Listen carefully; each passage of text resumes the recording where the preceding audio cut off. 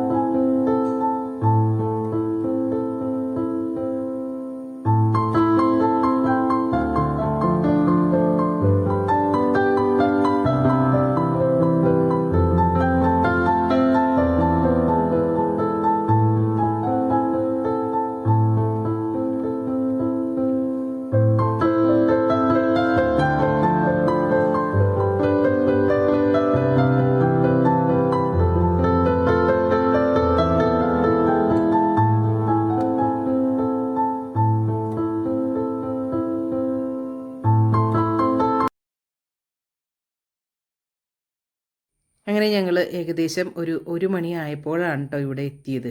കാര്യം ഞങ്ങൾ കുറച്ച് ലേറ്റായിട്ടാണ് വീട്ടിൽ നിന്ന് ഇറങ്ങിയത്. അപ്പോൾ ഉച്ച സമയമായി, ഊണിനുള്ള സമയമായി ഇവിടെ എത്തിയപ്പോൾ അങ്ങനെ ഞങ്ങൾ ആദ്യം തന്നെ എന്തെങ്കിലും ഫുഡ് കഴിച്ചിട്ടാകാം പിന്നെ കാഴ്ചകളൊക്കെ കാണുന്നതെന്ന് കരുതിയിട്ട്. അപ്പോൾ എൻ്റെ ഒരു ഫ്രണ്ട് ഫോർട്ട് കൊച്ചിയിലുണ്ട്. ഞാൻ എൻ്റെ ആ ഫ്രണ്ടിനെ വിളിച്ച് ചോദിച്ചപ്പോഴേക്കും ഒരു ഹോട്ടൽ പറഞ്ഞു തന്നു. അവിടെ വന്ന് ഞങ്ങളിത് ബിരിയാണിയാണ് ഓർഡർ ചെയ്തത്. അങ്ങനെ ബിരിയാണിയൊക്കെ കഴിക്കുകയാണ്.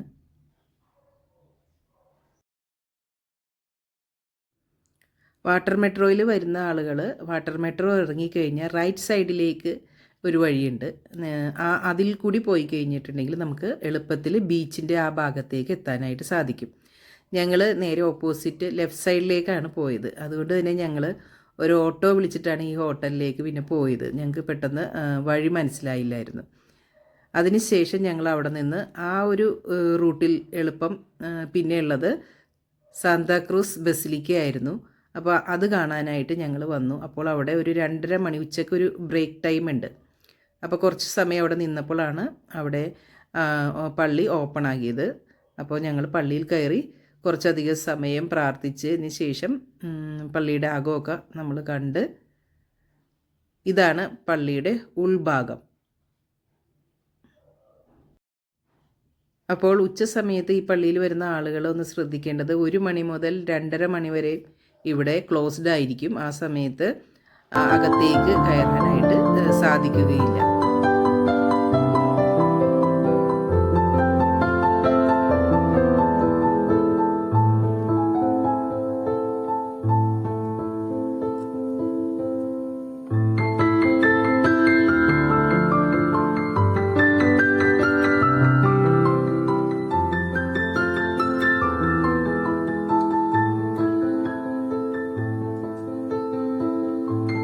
പള്ളിയിൽ നിന്ന് ഇറങ്ങിയതിന് ശേഷം കുറച്ചുകൂടി നടന്നു കഴിഞ്ഞാൽ വാസ്കോ ഡി ഗാമയുടെ സ്ട്രീറ്റാണ്. അവിടെ ഒരു സെയിൻറ്റ് ഫ്രാൻസിസ് CSI ചർച്ച് ഉണ്ടെന്ന് പറഞ്ഞ്.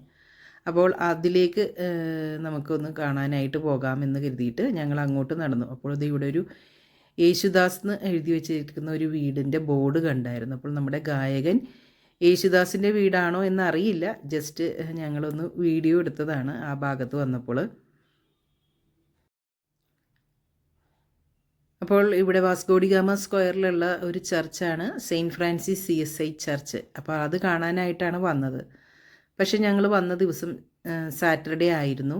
സാറ്റർഡേ ദിവസങ്ങളിൽ ഇവിടെ ഉച്ചയ്ക്ക് 1 മണി വരെ മാത്രമേ പ്രവേശനമുള്ളൂ. അപ്പോൾ ഞങ്ങൾ 1 മണിക്ക് ശേഷമാണ് ഇവിടെ എത്തിയത്. അതുകൊണ്ട് തന്നെ ഞങ്ങൾക്ക് ഇതിനുള്ളിലേക്ക് കയറാനായിട്ട് സാധിച്ചില്ല.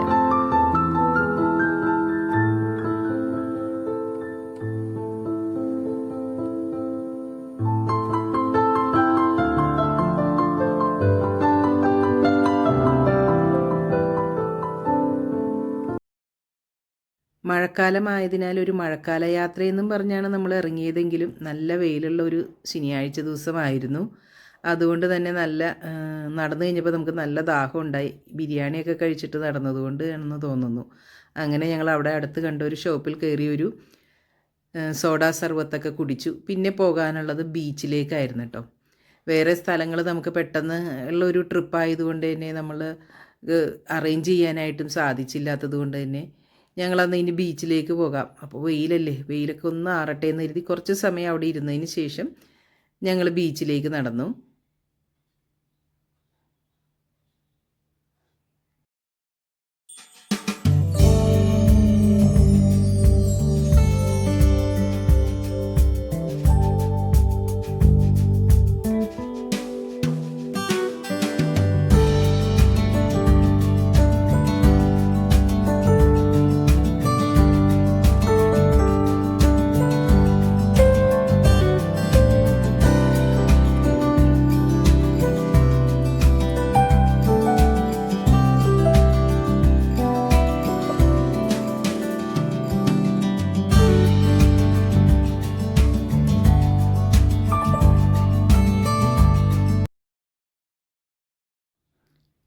ഒരു ശനിയാഴ്ച ദിവസമായതുകൊണ്ടായിരിക്കും, വീക്കെൻഡും ആണല്ലോ, അതുകൊണ്ടായിരിക്കാം ആ സമയത്തും അവിടെ നിറച്ച ആൾക്കാരുണ്ടായിരുന്നു കേട്ടോ.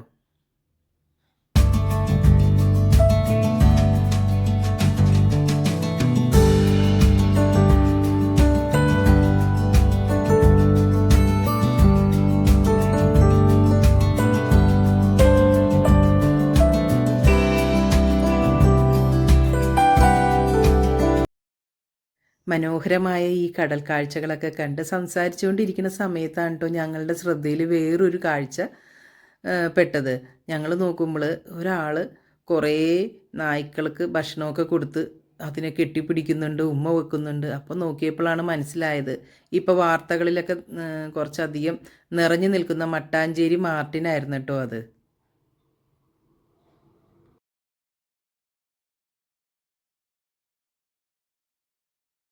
ഞങ്ങൾ ഇരുന്നതിൻ്റെ അടുത്ത് തന്നെ ദേ ഇവിടെ ഒരാൾ കുറേ ഉപ്പിലിട്ട നെല്ലിക്കയും പൈനാപ്പിളും മാങ്ങയൊക്കെ വിൽക്കുന്നുണ്ടായിരുന്നു. അപ്പോൾ എൻ്റെ കൂടെ വന്ന ബിന്ദുവിനാണെങ്കിൽ ഇതൊക്കെ ഭയങ്കര ഇഷ്ടമാണ്.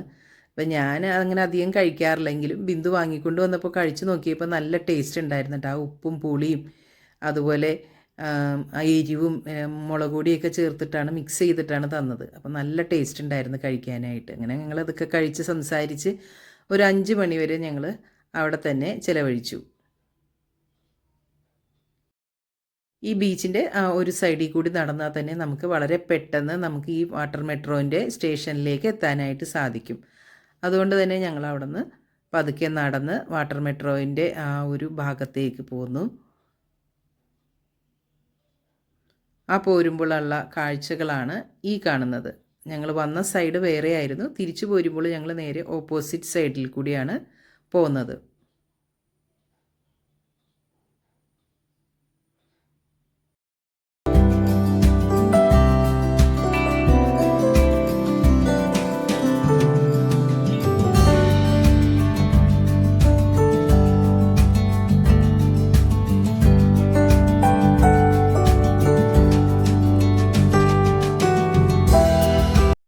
വരുന്ന വഴി നമ്മളിത് ഇങ്ങനെ ഒരു കാഴ്ച കണ്ടു കേട്ടോ. കുറേ അധികം സൈക്കിള് റെൻറ്റിന് കൊടുക്കാനായിട്ട് വെച്ചിട്ടുണ്ടായിരുന്നു. മണിക്കൂറിന് ഇത്രയാണ് റേറ്റ് എന്നൊക്കെ അവിടെ എഴുതി വെച്ചിട്ടുണ്ട്.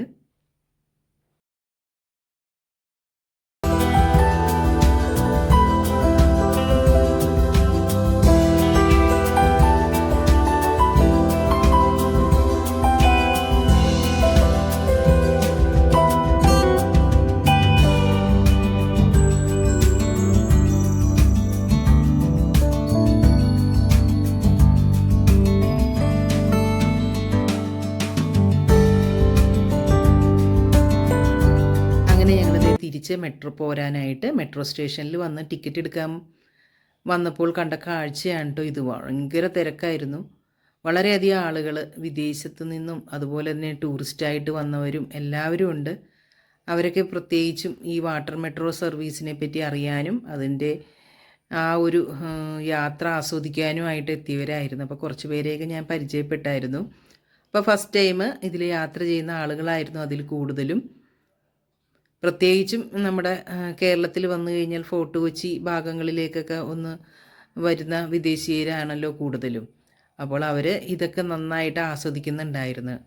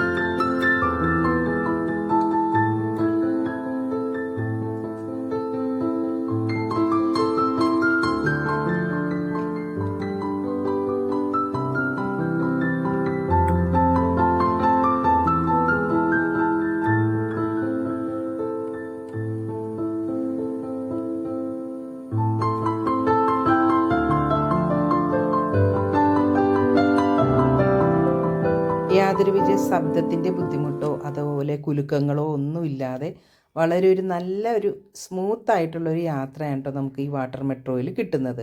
അതുപോലെ തന്നെ ഒരു ന്യായമായ യാത്രാ നിരക്കുമാണ് അവർ വാങ്ങുന്നത്.